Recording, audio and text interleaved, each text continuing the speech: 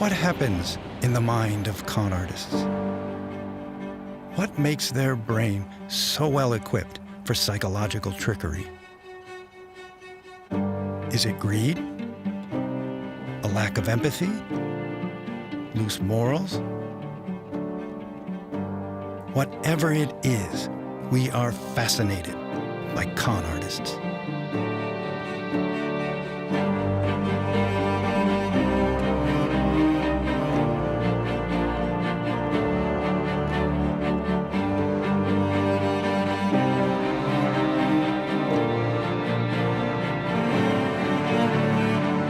Christophe Rocancourt is a French impostor who is nicknamed the con man of the stars. Rocancourt fooled people into thinking he was Christopher Rockefeller, Christopher de Laurentiis, or Christopher de la Renta, son of the world-famous fashion designer Oscar de la Renta. This crazy, elaborate story of this guy from France, Christophe Rocancourt, a man who swindled millions of dollars from well-known people in Hollywood. Yes, my financier. He had a cop on his payroll. He had princesses from Zaire that were smuggling diamonds into the country. He defrauded people of enormous amounts of money. Hundreds of people were scammed by con artist Christophe Rocancourt through fictional deals. He was arrested in 2000 and sentenced to 5 years in federal prison. Released in 2007, he was deported to France and hailed as a folk hero. Christophe Rocancourt. He's like Rocky. He's the Rocky of con artists.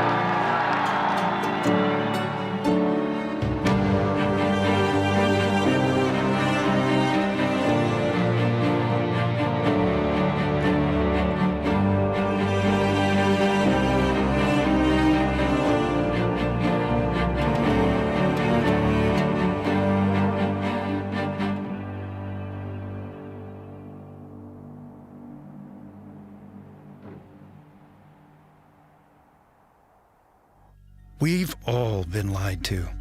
We've all been offered something that is just too good to be true. And still, we fell for it. Although we love a good con, we hate it when it happens to us. To find out how to resist the manipulation, we invited some of the greatest con artists to our institute. Together with a team of experts, we are going to analyze their stories, pick their brains, and reveal what their body language tells us. Welcome to the Institute. Hello, Mr. Rocancourt. Hi. How are you? Hi. How was your trip? Oh, very good. Yeah? Thank you. Good. Happy to hear. They're waiting? Yeah.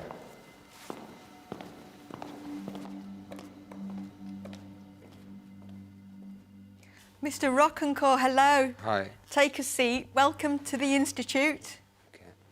I am Kerry Daines. I'm a consultant forensic psychologist. Okay. And my colleagues here are Moran Cerf, and he's a professor of neuroscience, Okay. and Mark Frank, and he's a professor of behavioural science. Okay. Now, we don't want you to feel like a guinea pig, but over the next few days, we are going to work with you in a series of analyses Okay. and tests. Mm-hmm. And of course, you know why you're here. Of course. You are a man who, over a lifetime, has taken on many, many different identities. That's true to say, isn't it? Yeah, yes. Yeah. Sure. Rockefeller, a name everybody knows, Of course. but also a wealthy Russian prince. Prince Garizin. Yeah. The son of Sophia Loren and the grandson of fashion designer Oscar de la Renta. Yeah. So, very glamorous alter egos that you have there. Mm. Well, Moran Cerf is going to test your capabilities using EEG technology. Hi, Christophe. I'm a neuroscientist, as you heard. I also spent many years as a hacker, so I kind of have some experience getting into people's minds and understanding how they think. But I'm really interested in getting into your mind and understanding how you think, because I'm curious specifically in what motivates you and how you operate, and also how we can learn to be cautious when talking to people like To you. be a hiker to tell me you have to be cautious. I have to be cautious of you. Yeah, this is going to be a mutual interaction. Yeah. Mark is going to study you behaviourally. We're interested in what is going on inside the mind and how it manifests on the outside of the body, and what this may tell us about the con, but also what the con may tell us about human behavior in general. And hopefully you want to learn about yourself as well. Learning is always good. Meanwhile, make yourself at home in the Institute, have a look around, and if you've brought your swimming costume, make use of the spa facilities.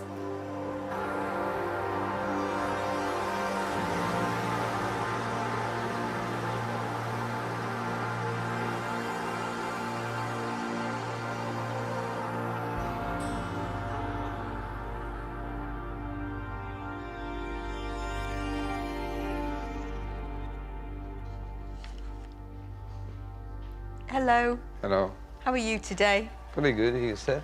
Yeah, not too bad. You ready? Yeah. You ready for this? Yeah. I have to ask about your current legal position, because I understand that it's a little bit complicated. So where are you up to legally at the moment? What do you mean by legally? Well, I was told that you are currently awaiting trial. Yeah, it's a trial 7 years ago, yeah. Right, so that's happening right now. It shows you that your past Yeah. can come up and it can bite you at any time. So does that mean that there's going to be any issues with how honest you can be? What do you mean about to be honest? I don't have to answer anything I don't want to. So can I ask anything that I want? You can ask, and I will answer you if I want to. There are ramifications to things that you might possibly say. No problems. Okay, I appreciate that. You went to Switzerland, didn't you, with the money that you'd conned? Yeah, you're talking about the robbery. It's a big thing there. Yeah, so when you were in Switzerland, Yeah. you were involved in an armed robbery. You said that. Okay. You have to be cautious. Well, am I right if I say that? I never been convicted to armed robbery, no? Okay. Yes or no? No. That's it. You have my answer to that. Yeah, so we can only talk about things that you've been convicted of? No, you can't talk to me. But I have to answer you what is. I know, so we're dancing around it a little bit, aren't we? No, We're because tiptoeing around it. if I will tell you, well, I've been on the armed robbery, that means I will agree I did the armed robbery. So it's a big difference. Well, there is, I don't know that you'd call it aggressive, but there's a sharper edge to Christophe, and it's come out very, very early on. Yeah, he's enjoying this. Right? I mean, that's it. He's enjoying it, and I think he's realizing it's affecting you in some way, too. I think we just established our boundaries, we established our personalities there. Oh, yeah, the game is on. So, I'm interested in your journey to becoming a con artist, the development of it. So, where does it all start? Oh, I think the first is a guy I did con from Bel Air, who they have a house. The guy used to work for a prince, and he used to work with Steven Seagal. I get 250,000. After I buy a car, nice car, I find an apartment. I start to build it. What is funny with the kind of money, you have to spend to get money. I make money, and money make me work the high society. Okay, tell me about that. That's really interesting. Nobody found you unattractive if you have money. The politician, oh, hi. The movie stars are involved. Mickey Rourke is right there. Van Damme is right there. Michael Jackson to Santa Ynez. Oh, I'm sorry. You see a French guy, and I'm telling you I'm Rockefeller. Or because you're greedy, you just don't want to see, you don't care who is that person. You don't care what he is. The time is bringing the bottle of crystal and the pretty girls, and they have fun, and they're taking picture of you, and you go to the Oscar, you go to the Vanity Fair party, where I've been around, and Muhammad Ali is taking picture with you. What the heck, this guy is Christophe Rocancourt. Blame yourself. You can tell me for a minute you did think I'm Rockefeller. So that means you lost million, you have to lose it because from the beginning you shouldn't have it. Well, I can only con somebody who is greedy. I can only con somebody who is dishonest. So therefore, it's not my fault. It's their fault. That's self-deception. They've all got it. They've all got their own story, haven't they? And what these stories just function to do, I think, is just to give them permission to do what they want. Well, the great philosopher Homer Simpson once said, "It takes two to lie, one to lie and one to listen." We often cooperate in the lie. We want the free lunch. We want the great deal. People want something to believe in at the end of the day.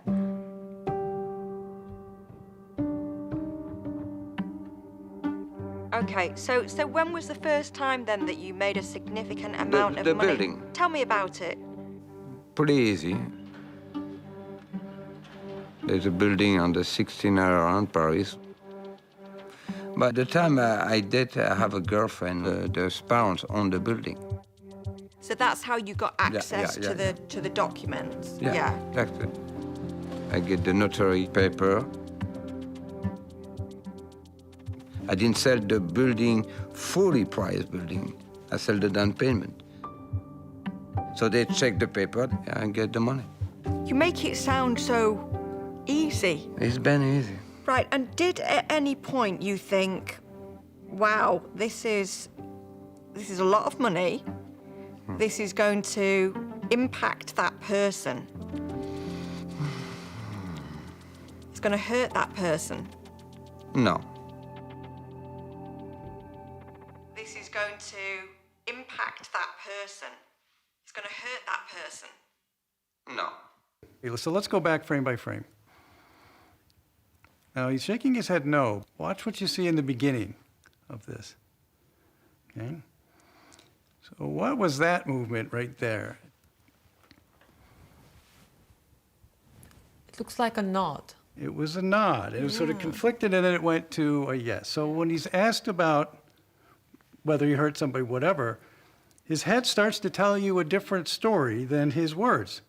But he kind of catches himself and then clarifies it. But that suggests to us there's a conflict. Yeah. So as the word yes, whatever comes in your head, you're more likely to leak that. That's where these micro-expressions pop out. And so you realize it's revealing more information about people's inner states than you might get in just simply a face-to-face interview. And so therefore, this suggests the merits of this approach in terms of trying to understand human beings of whatever form that they come in. So.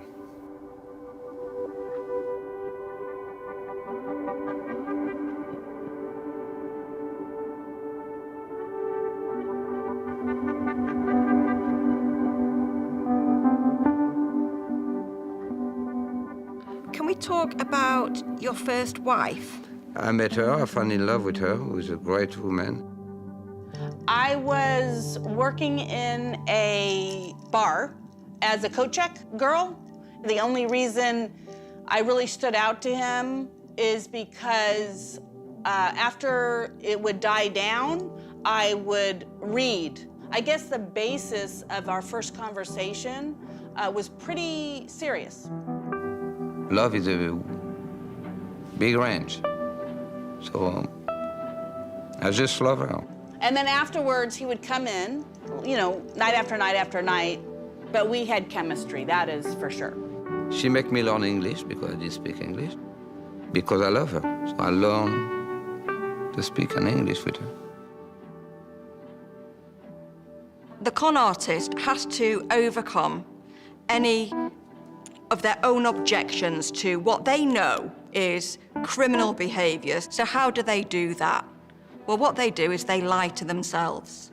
So before they've lied to anybody else, they have lied to themselves.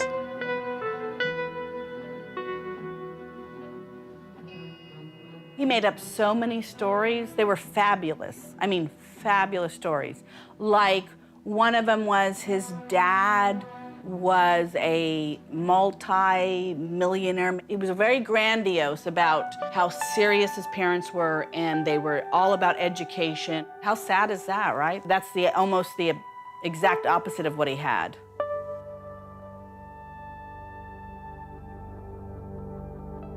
I understand that you were born into really quite difficult circumstances. Can you tell me about them?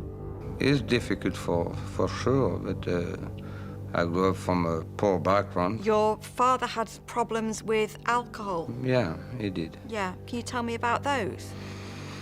But I can tell you about somebody who have a problem with alcohol. He was drinking too much. My father used to be a docker, hard worker, tough guy, not an easy guy. And I saw him drinking and heavy drinking, kind of violent. So I saw the deprivation of my father, and that did hurt me deeply. Do you remember feeling afraid at times? Of course. Yeah, helpless. Who will not be? And your mother also, I expect. Yeah, my mother also.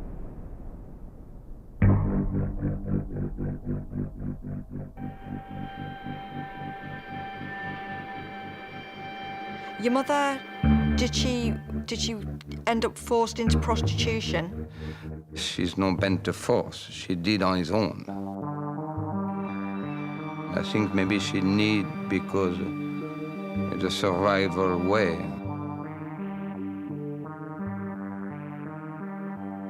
And how do you feel as an adult now about all of that? That's difficult circumstances. I love my father.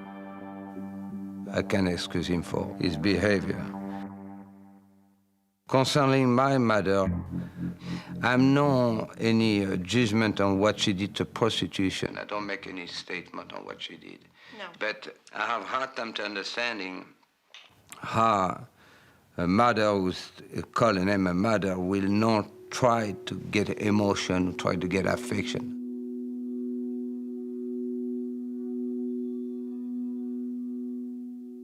I was so interested to hear his very early history because, to me, I think what is important is how he's made sense of that history. Because a lot of people come from a poor background and they don't end up as prolific con artists, do they?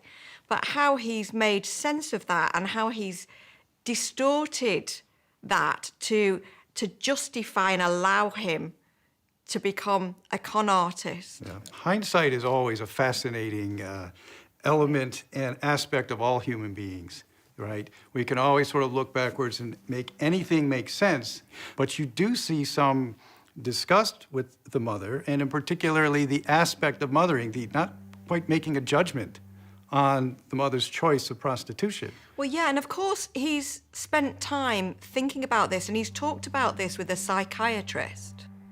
So he's had time to construct his own story and narrative, hasn't he? That's the thing. I think he has a story, right? Every person who does something bad has to find a way in his mind to tell himself a story why he's actually good. And I'm interested in how he forms the story. We build up our coping strategies in childhood, and we take them with us as we move forward.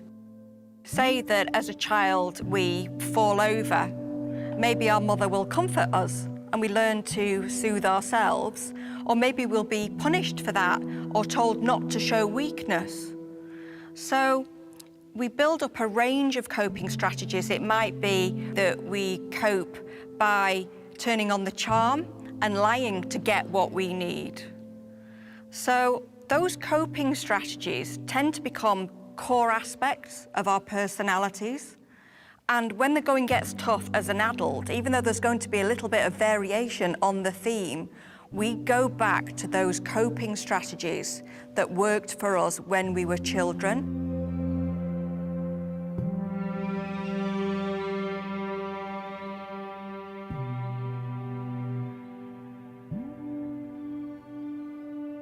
The emotional angle on this is really fascinating, not only in terms of the ability to detect and read, because you would have to be.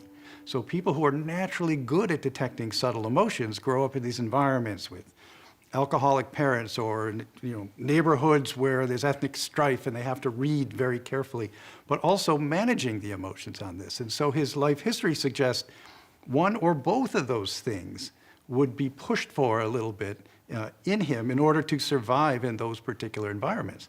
But it's that very unassuming part of him that non-threatening presence that he is, that draws on you and actually you feel compassion for him, maybe even sympathy at times? Yeah. So I picked tests for him that intentionally would make me not interact with him on any kind of personal level, that will allow me to kind of put him on the test in front of a computer.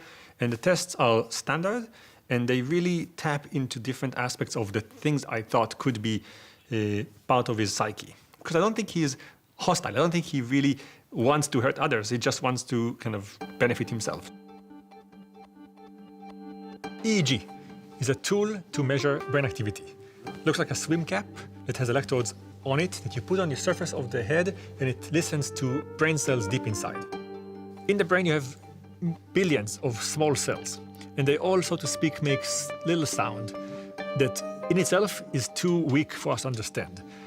If enough of them speak together, the EEG will pick up on that. So it will register that something happened in this part, or in this part, or in this part. So when I give you a task, for instance, that shows you words and ask you to feel something, I know that the feelings are manifested in part of your brain that's in the temporal lobe, left and right. I have electrodes sitting next to it. And what I'm looking for is to see if, as soon as the word on the screen appears that makes you say feel sad, the speed by which those electrodes get activity moves from to.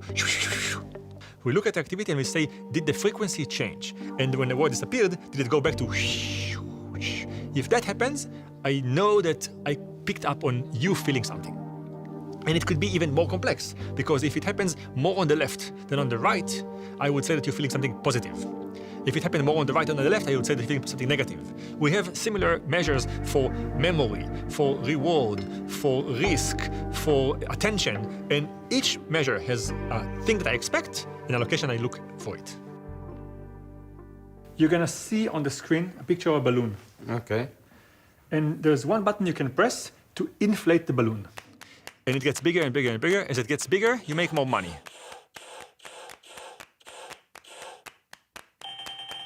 The thing is, you don't know, but at some point, it's gonna explode. Okay, so you got nothing. Okay. No money because it So explodes. 11 times. But the one thing that's common to a lot of people is that in the next trial, after it explodes, they become a lost risk averse. Like they were kind of slapped on their hands for bad behavior. They don't want to try again. Try the third one. With him, there were no emotions here. He learned, like many people, what are the ranges. He realized that this size is the size that makes you money without being explosive. And from then on, he's stuck there.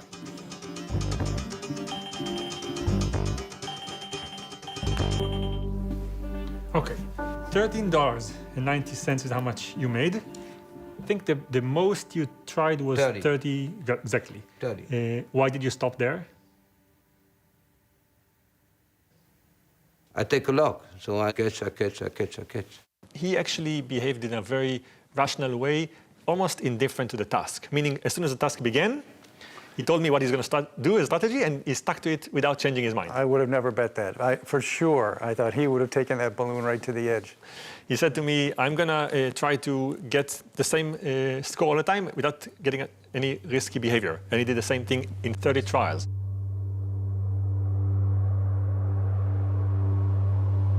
So how did you end up in the orphanage then? How did that come about? I think I've been at the time 7 years, 7 to 8 years. The social system and friends, the time they see that something is not working, so I get to the orphanage. You lost your freedom with no rules and no barrier. That's it, right there. Yeah, so what are your memories of the orphanage?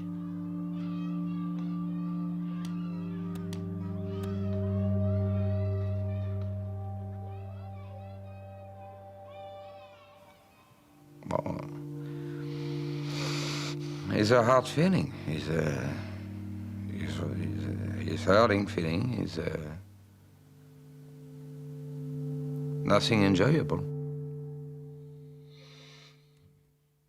What do you make of that? Because it's always difficult when you are interviewing somebody who you know is a professional liar. I see genuine emotion there. Do you agree? Yes, it is affecting him. And, you know, he will, at some point, you would expect to see even more emotion come out as the topic is pursued further. I didn't like it because I know that will make the difference with all the children. What, you felt that you would be judged as a result of being in the orphanage? I think it has been judged from the beginning because what has come from. Yeah. So I know that will be another step on that. Okay. So it felt like a stigma? No. I have no problem to tell you where I come from and what I did and what I am. No? Well, why should you? I'm fine with that. So, and his willingness to push back makes you think, he's done this before. There's some experience level here in doing this, but he's watching you in terms of how you react to that. That would force other people maybe back a little. To me, Christophe is somebody who felt that he was an underdog, felt that he didn't have any status, he didn't have any power. And his con artistry, I think, is about trying to redress that balance, isn't it? So I have succeeded despite the odds. Should we take a look at more? There's nothing to describe more to that or to say more to that. I think the whole sentence about it is just hard. When he talked about that, his chin pushed up, his lip corners came down right before this particular segment. As sadness. It's about himself, it's not about others. So that's another key distinction that you get here, right? Talking about his victims didn't really show much. In fact, it's their fault. They were greedy. I think that people believe that you are either a psychopath or you're not, and actually it's a continuum.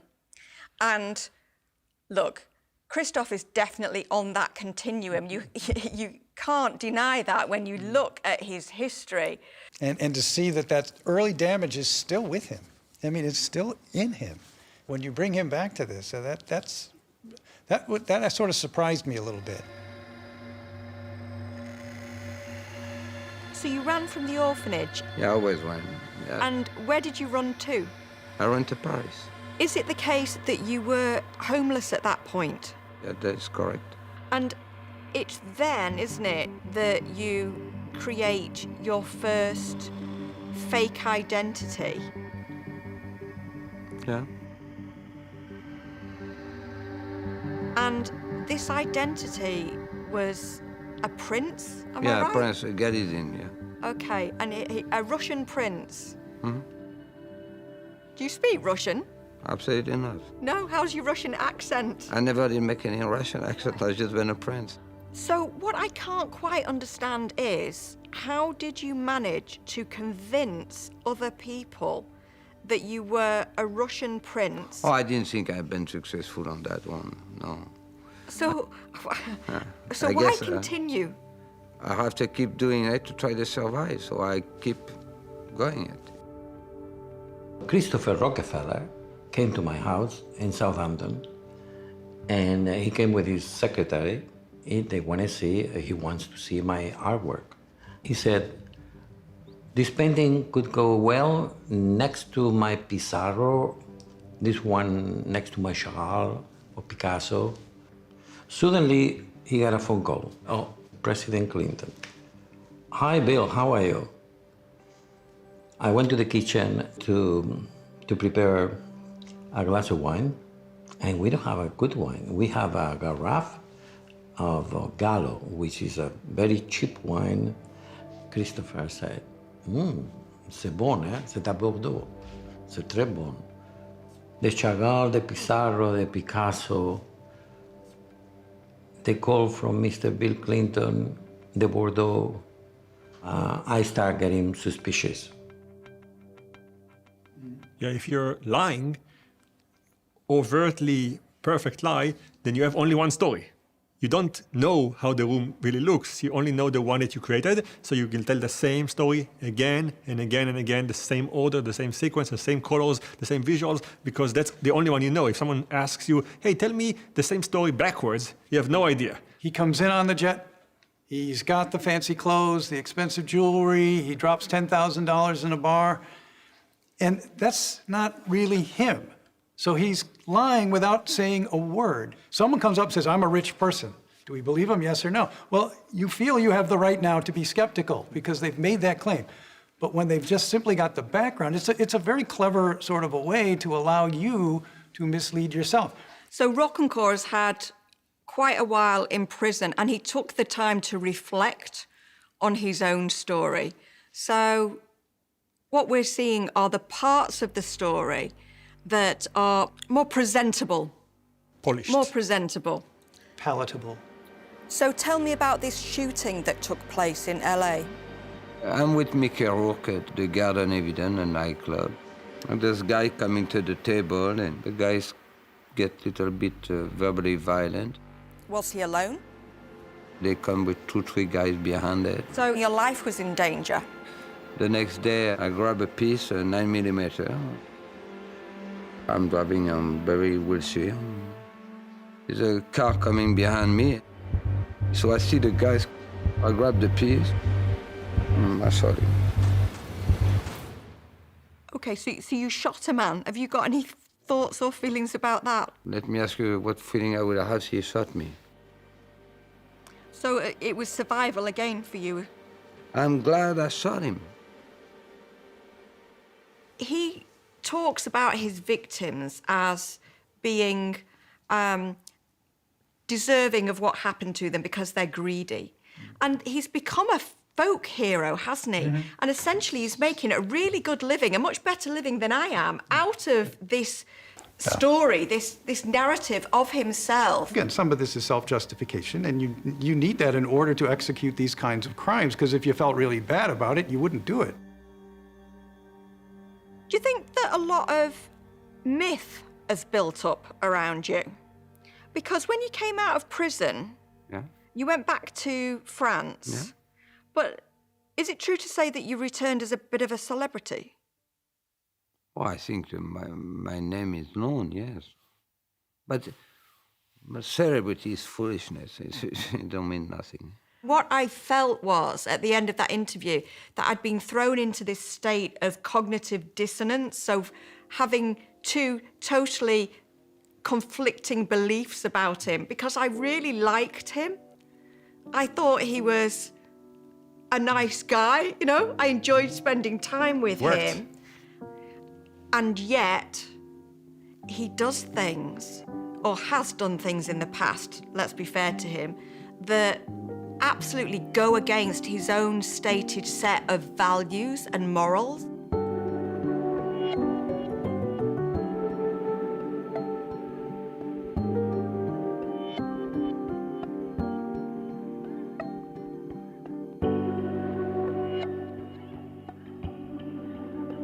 This test you actually do against someone else. So it's a competition on money. You can press the letter A many, many times as fast as you can. When it gets to 100, you get 1 point. Every now and then, they can steal points from you, okay? Yeah, how you stop that? Okay, if you press the letter C, you get a shield for a few seconds. But how you know they steal it? So you will know that they steal it because you will see that the number that you have is going to blank in red, and it's going to go down. So I can put C. So I can't not steal from him? Okay. If you press B 10 times, I steal from him. He goes down 1 point. You don't get it, you just punish him. See, I care. We'll see. If I don't care, what will it make difference? You will tell me. Some people do. You will see. You're supposed to either try to make more profit yourself, or try to punish the other person if they steal your profits.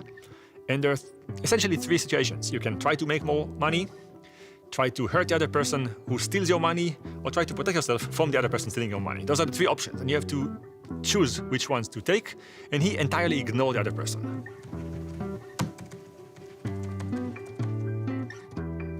He didn't look at the other person, he didn't respond to the other person actually stealing from him, not behaviorally, but not in his brain. He just focused on earning more money. That's it. You did it. Good job. We finished. He went? You got a 10? I'll check what he did. Let me get this off of you. Okay. You can take it off. Well, I didn't punish nobody. You didn't punish anyone, yeah. That's I'm not interesting to punish.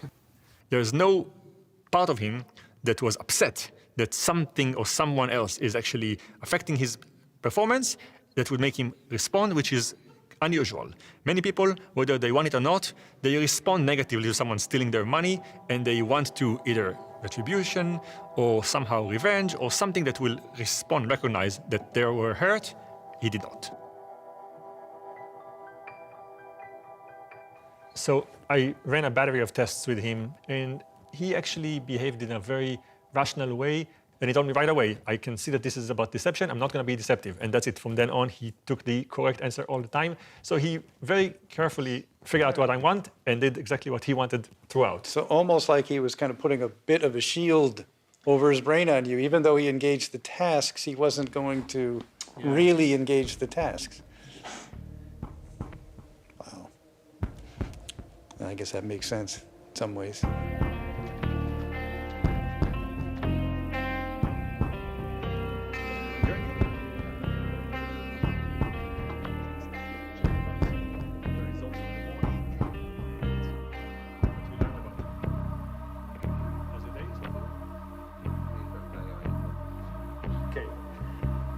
So you didn't choose ever to punish them. So they stole money from you. You had no response there, meaning I saw no difference. So it's as if you didn't care at all that someone steals from you. You're right. You think you're an emotional person? No, I don't think I'm a very much emotional person. Yeah, so I asked you afterwards to kind of fill these questionnaires of like personality. So, and I think what came out is the same thing, that you're extremely not emotional. There's like that goes from 0 to 100, and you got 4% on emotionality. And the interesting thing is that you got the highest score I've ever seen on a measure called conscientiousness, like how much you follow rules and you care about order. I would not guess that for someone in your profession, that you care about rules so much. Oh, that's interesting. You got 92 out of 100 on conscientiousness. It's the type of kind of score that I would imagine a person who's extremely organized. Maybe I should be a district attorney. Or maybe I have succeeded very well. So 52 years of different behavior, but you really are conscientiousness. It's not too late here. It is never too late for nothing.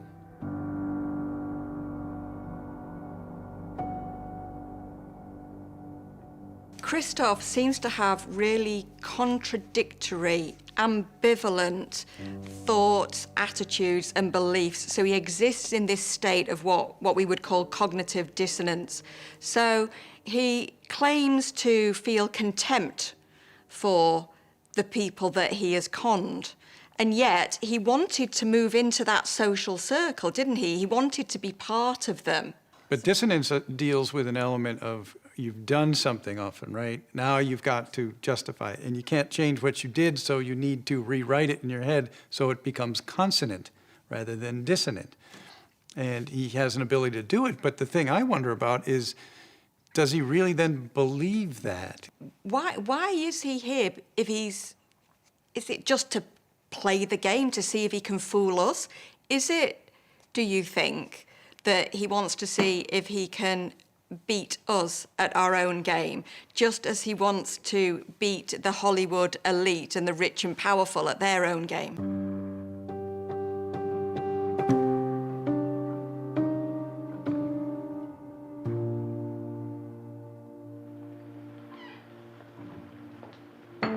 Hey. Hello.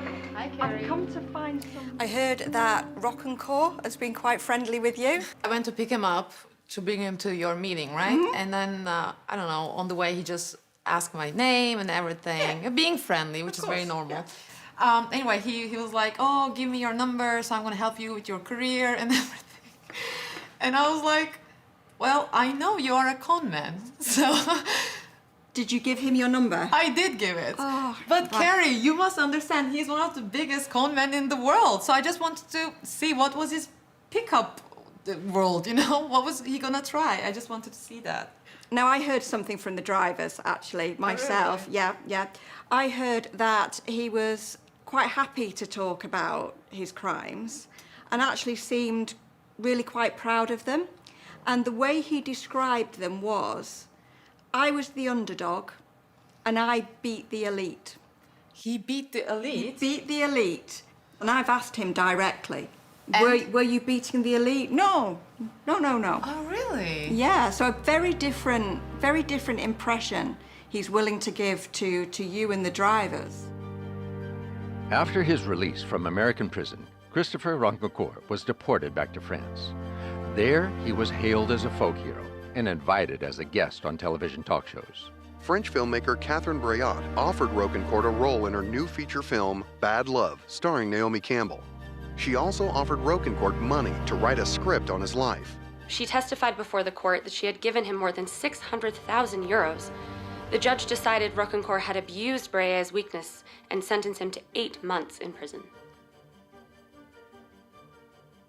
He's been capable of some really cruel things that don't fit with this Robin Hood character that he's built for himself, this folk hero that he is in France. So the con that he pulled on the film producer, it was described by the court as an abuse of her weakness. She'd had a stroke. She was physically and emotionally incredibly vulnerable at that time, and he took advantage of it. If you're talking about Catherine Breillat, I don't know how weak she is, but she's not that weak. I think she did fall in love with me. She did think I'm a little puppy who she can play with, like she did with all kind of actor. You cannot con an honest person. You cannot con an honest person. It's two kind of people. I have a friend of mine who's fully wealthy, beautiful house, simple, eating simple, tall. And you have the new rich, who they get involved with the whole fakeness, hypocrisy. I don't believe those people have been conned by me that time to the big money. The whole scam to that. They didn't question themselves. They didn't want to see it. He comes out as emotional. He's laughing and smiling and friendly and so on. And the question is, to me, if he feels those things. I did see early in the interview that he did show some emotion, right? Talking about the orphanage days, and some emotion talking about his mother. So some of the family history stuff, the very early stuff that was there, but there wasn't, for the victims, anything else. It was just flat. I think that he was really damaged as a young kid and really hurt. And I think that's where he was emotionally cut off, and he never went past that, and he still hasn't. He never asked me for money. He never said, can you do something for me? That wasn't part of my relationship. What I know and what I've seen, I've never seen him drink and I've never seen him do drugs. So it wasn't a drinking or a drug thing at all for him. So I think it was the high of the con, or, I mean. When you met your wife, yeah, who did you tell her that you were? Very honest woman. Mm. Because I love her and I didn't want to lie to her. So I tell her. You told her the truth about yourself yeah. after you got married? Yeah. Mm. So when you were taking those vows, did you not think that this relationship is built on lies? If I didn't love her and I have no love for her and I will lie to her love, I would probably feel more bad.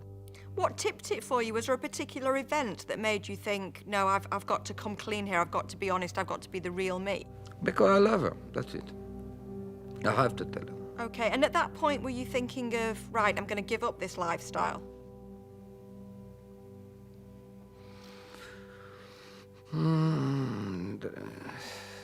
No, I can't say that. I said to her, I said, listen, I know what I am. I've been a criminal. I did come to this country Well, she did think for a while it's a joke, so she called the FBI. If you've heard of Christophe Rocancourt, give me a call back. If not, just forget it. And because we were not very serious about the phone call, like within 15 minutes, I was surrounded by the FBI, international police. And I did go for it. I don't say I'm a nice guy, I tell you what I am.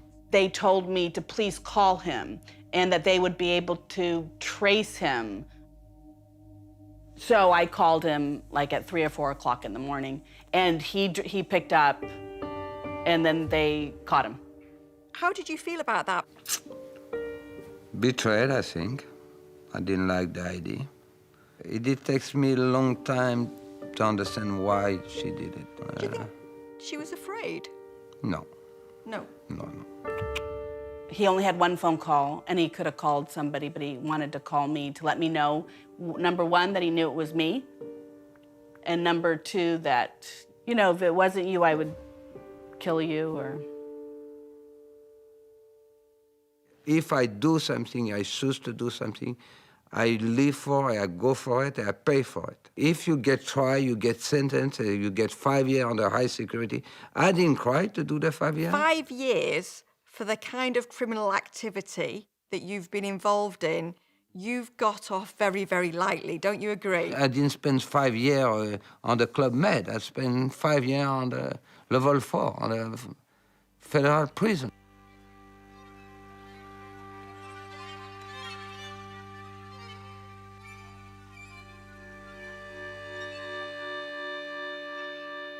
Believe me, 5 years in federal prison is nothing great.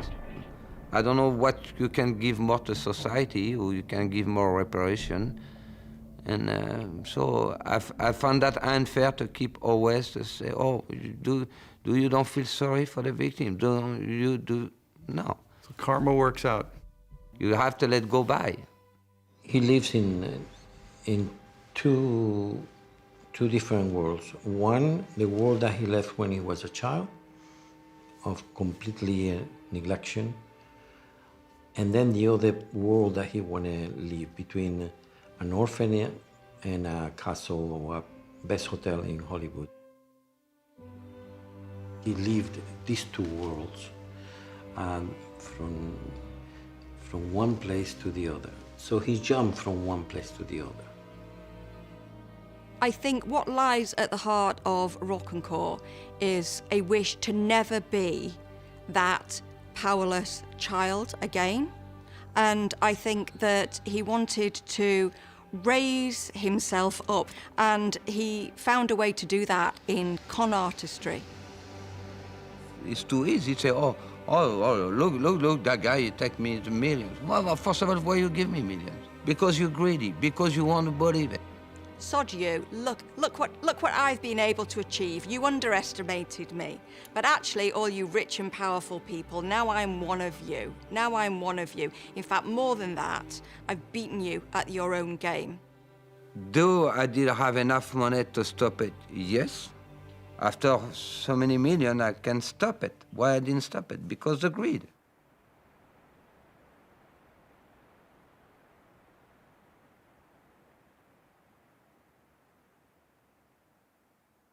Christophe, we've just wanted to say thank you for coming and for you. allowing us to talk to you, learn from you, explore, poke around, see how things are wired. It's been a nice experience. I like it. Was there anything you learned about yourself through the course of the steps that we've put you through that maybe you didn't quite know? I think what has been the most emotional thing for me is with Kerry, about childhood. 52 years old, and I still have touch about that. I still difficult to me emotionally it get me very tired. Is because you think you solved that. I think everybody is similar in that respect. I think that we're all children deep down, in some respects. And I can understand, I really can understand, and I have compassion with what you went through as a child. And I can understand that that made you not want to be poor in life. Yeah. And I think it made you resentful, maybe? Oh, yeah, there's no question. Yeah. I've been resentful. Yeah. when we were in the garden, I asked you whether you got satisfaction from beating the elite. And I used that phrase, beat the elite. Do you know why I might have used it? Well, probably to see what I would say. Well, I've been talking to everybody in the Institute. So I've been talking to people, you know, that do everything from the cleaners to the assistants, everybody, the people that drove you here. Okay. And they tell me that you told them, you know what I'm about to say, I can see that smile, Go ahead. that you enjoyed being the underdog who was able to, you know, but it's beat true. the elite. They are your words, they're not my words. No, it is. That's it. So you didn't just beat them, but you joined them. Yeah, maybe I did come like them. And now, do you have enough? Oh yeah, I'm comfortable.